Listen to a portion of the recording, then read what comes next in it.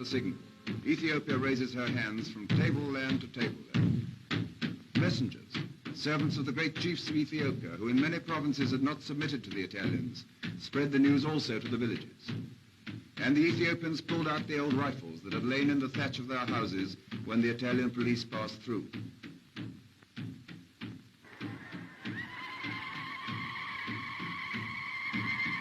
They saddled their horses and mules, harnessed them in the fierce bits of war, and hurried to the chieftain's camp. This was the Abyssinian mobilization, the formation of the famous Patriot Army in its rags and its bare feet, which struck such fear into the Italians and crumbled their resistance behind the battle line, where at Keren and on the Juba River, in Asmara and Harar, the British regular war machine was pounding their wearied troops. And this is the headquarters of the man who at his emperor's command held up the flag of Ethiopian liberty for 5 years.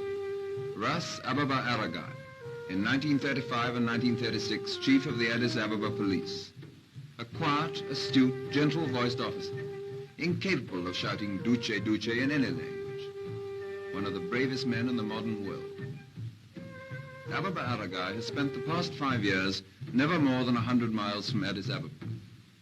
With a price on his head, he's been wounded in battle half a dozen times. He's foiled more than one Italian expedition of 15,000 men. And now the promised arms are coming. British rifles with British bayonets, all sorts, Martinis, Lee Medfords, Lee Enfields, and American rifles, Springfields.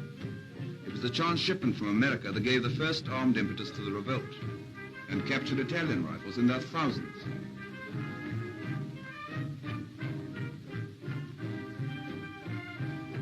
Few lost lessons in guerrilla warfare from the Ras Ababa Aragai. Don't be foolish, he says, as many of you were in 1935 and 1936. Don't go en masse in front of their machine guns. In 5 years, we've learned a lesson or two in mountain fighting. The night attack, the war of nerve.